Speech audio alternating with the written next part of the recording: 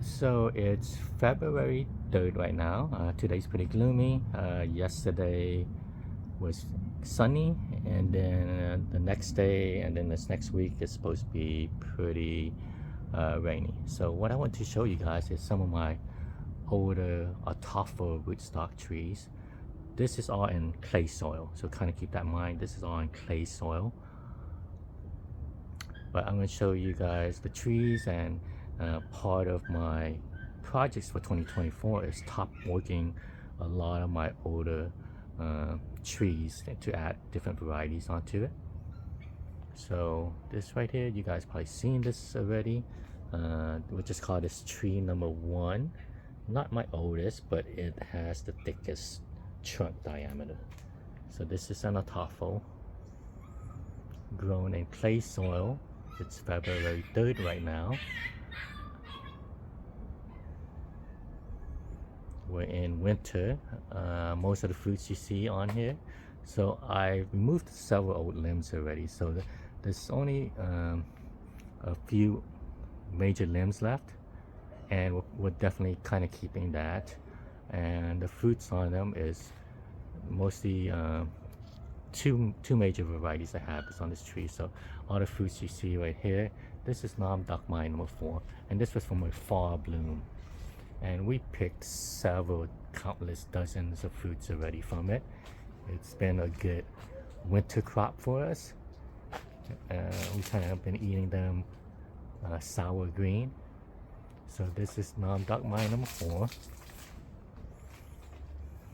All these fruits you see right here.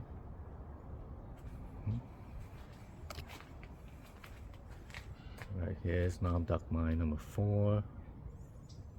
So the fruitlets, there's still even blooms coming out of it right now. They all look bad. My focus on this is usually try to get a winter crop from it.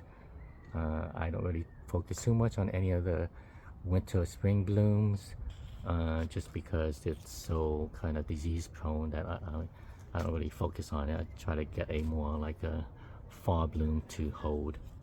But this is Nam Dak Mai number 4. It gets a really nice blush when it's in full sun. So a bit more fruits, and then I have one fruit left from a summer bloom. And again, we picked countless fruitlets already to eat them green. So that's one major variety on this tree. The other one is my seedling collection. You guys probably hear me mention it quite a bit. I've just been calling it California Rumit to kind of just give it a name. And these are the blooms from it. So this is kind of like the other 1/3 of the tree. This variety only blooms once a year. In terms of one season, it will rebloom on a failed bloom, but it's pretty much just blooms during one season. Another piece of it is this Laverne Manila seedling selection. It's a very interesting one. I got this from a family friend of ours. So it's a Laverne Manila seedling that produces long fibrous fruits. At first I thought it might have been something that might have been crossed with a Valencia Pride, or just simply a Valencia Pride seedling, but it definitely does taste like a Laverne Manila, except that it's long and fibrous. I've had this graft since 2021, and it hasn't really kind of bloomed as often as I hoped. So that's kind of been a bit interesting. So we'll see what it does this year. It's pretty dormant right now.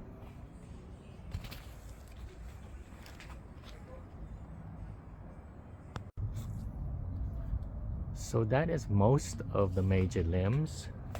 Now I'm going to kind of show you guys some of the more recent top work. And this has quite a lot of things going on here. Probably have to look at the tag to remember everything. Let's see.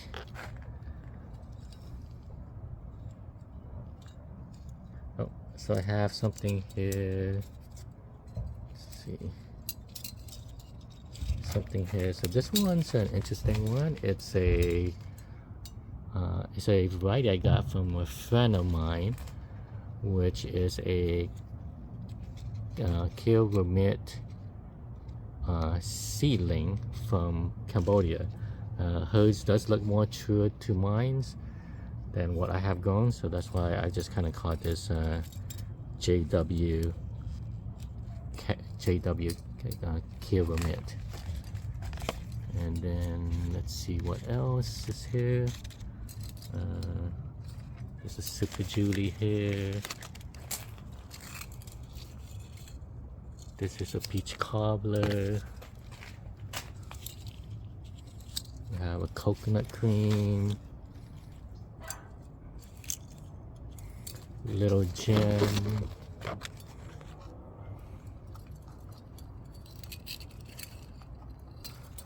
More Super Julie. This is a cotton candy. Cack is right here. It's a sugar loaf. Hasn't been doing well.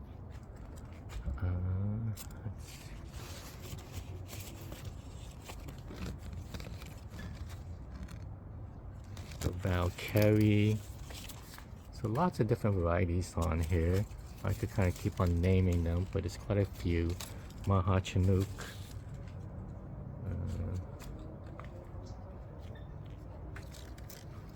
I have a Kerry here. I have a Bennett Alfonso. This is a sweet tart. And then this is something called, what's the name of this? Oh, this is another Cambodian variety. From what I understand, it's supposed to be really good, and it's called Kilchun. It's very kind of rare, so we'll see how this goes. Some more sweet tart here.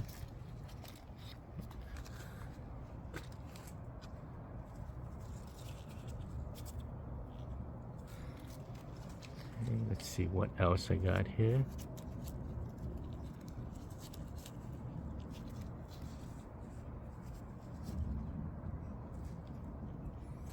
I think I have an ST Maui, an Angie,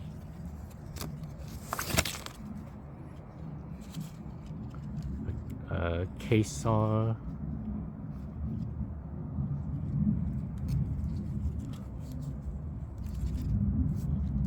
so got quite a few things going on here. We'll see what happens with this, because I kind of began this area in terms of grafting. I would say my first graft was in 2021, but it was a big failure. Lots of stuff did not, pretty much nothing took. So most of these grafts began in 2022 and 23, and I had to use specifically my own scions for this because it was very hard to get anything shipped. Any shipped scions I had to take on this, and every time I had a failed graft, it would kind of slow down the new sprouts. So so I had several setbacks on this project. And then after all these grafts they were very slow to kind of push, considering how old the rootstock was. I thought they would have kind of progressed a bit faster, and that's probably mostly because of the shading that it had. So I began removing several more large limbs of this, and now it has this kind of more open canopy where the light's getting in. So in terms of this project, I feel like I'm pretty much done with this. If there's any kind of more grafting, it'll kind of be done on any of these sprouts that come off, but any major removal of limbs is pretty much done. I'm kind of leaving all these other ones behind for it.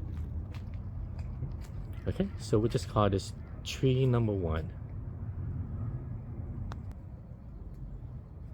Okay, so this is tree number 2, and a lot of the ages on my tree, I mean, I kind of lost track of the exact date, but most of them I would say is between 12 and 13 years old and 24 and 25 years old. So this is tree number 2. So let me show you guys what I have going on here. So this also has a what was my seedling selection, California Ramit. It was one of the earliest to bloom. Like, all the blooms are damaged, you can see right there, it's all dried up. So I'm expecting a second bloom out of this. So that's my seedling selection. And then here is a Laverne Manila graft. And again, this is an Ataulfo Rootstock, but we really do like the green kind of small nubbins that we get from the Laverne Manila, and they're very, very consistent producers. They're the most consistent mango producer I know of in our area. Year after year, they're always sending fruits. The ripe fruits, I don't consider them very good, but while they're green and immature, they're one of the better tasting green immature mangoes. There's no off flavors in the skin. It's very crispy. It's very nice and easy to eat. So that's why you see this graft, which is usually Laverne Manila is usually used as a rootstock, but this is a grafted Laverne Manila on an Ataulfo rootstock. So here is the tree, and I'm gonna show you guys some. Oh, and here is the trunk, and this one was the one I mentioned before in the past that it's in a very unusual situation where we planted this years ago, and then about 6-7 years ago we decided to create like a raised bed section and kind of carve this out to kind of make sure the root trunk doesn't get buried too quickly, and it kind of like acclimates to the rising soil. The soil's still building up little by little, but at least it's slow. So here's the raised bed, and it's kind of like the funny thing about this is I just didn't really think it was gonna survive. I'm still worried that eventually it might just end up and just dying right away one day without no notice. So this is tree number 2. There's a couple new grafts on here that might be of interest. Oh, so this section right here, it's just the seedling selection. So the bloom, at least on this side, seems to have been spared from any damage. So some new interesting grafts here. So everything you see, at least right here, this whole tree bunch right here, is super Jew. Look at that. So this was grafted in 2022. You can just kind of see the graft right here.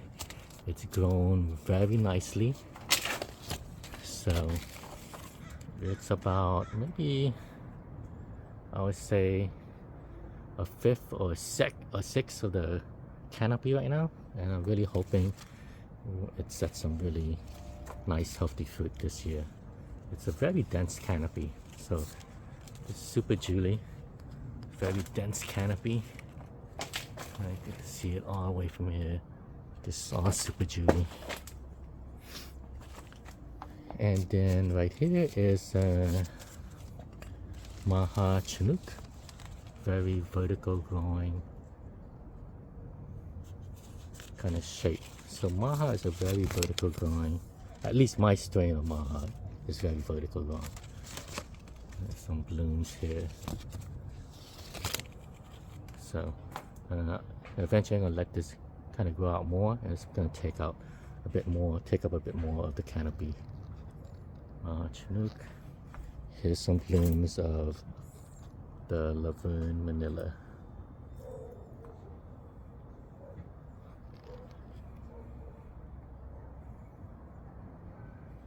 Oh, and there's more of my seedling selection of California Ramit. Quite a bit of bloom. I just noticed now, but they're all on this side.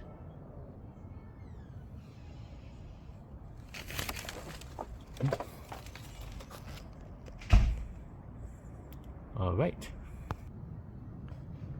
This is tree number 3. This one is probably this one is the youngest tree. It has the smallest trunk diameter, but it's probably the tallest right now, and it has a lot of vertical branching. It's definitely one I really kind of need to start really shaping the tree a bit more. So this is also an Ataulfo Rootstocks. However, the tree is my seedling selection of California Romit.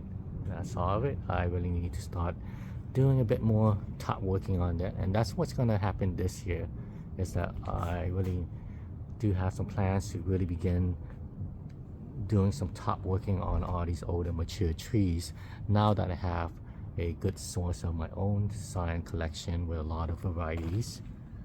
So you can see some are damaged, some of the blooms are damaged already, some's barely coming out. So let's see what happens with this. Yep, but this is my entire the entire tree is just one variety. I'm gonna definitely need to start kind of shaping it a bit more, getting rid of some of the vertical branching, which is probably I waited a bit too long. But now that I have my own source of various scions, this project is kind of a big major project for 2024.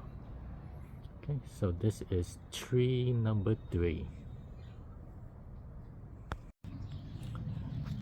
So we're gonna call this tree number, I guess tree number 4 and 5. So most of what you see here is my seedling selection of California Romit. The rootstocks is Ataulfo, and this is on the north side of the house, and it gets a bit more shade on the north side of the house, so that seems to kind of delay the blooming a little bit. It does have an effect with it, and that effect seems to be delayed blooming, so lots of blooms on this comes out afterwards. There are some significant grass here that you might want to I want to show and kind of give you guys a look at it and what it's doing. So this large limb right here that you see right here, that goes all the way up right there, that is all lemon zest.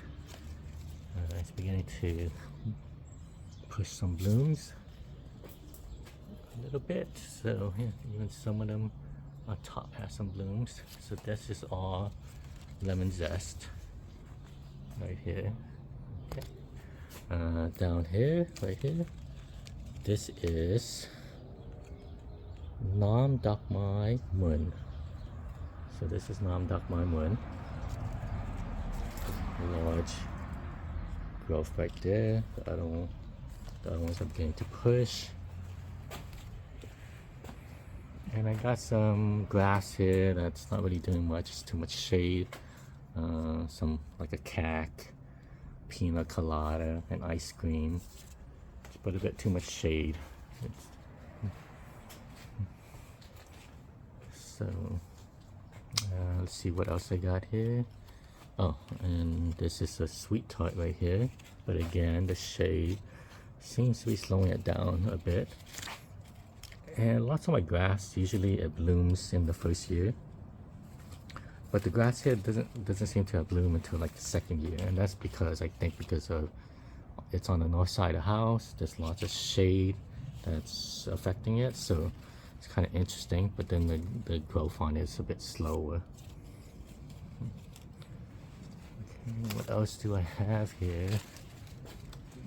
I have a Kyo Savoy right here, so we'll see. I definitely need to do a bit more kind of shaping of this tree. I'm not sure what I'm going to do yet in terms of what I'm going to graft, but I have plenty of options now with my own source of scion wood. So that's a tree, quite large. And that's the rootstock. And this is an Ataulfo rootstock, but most of the canopy you see here is my seedling selection of California Romit. Alright guys, thanks for tuning in. This is another kind of big project for 2024, and kind of checking every now. You want to see the progress on this and what I'll be doing related to kind of top working older mature trees.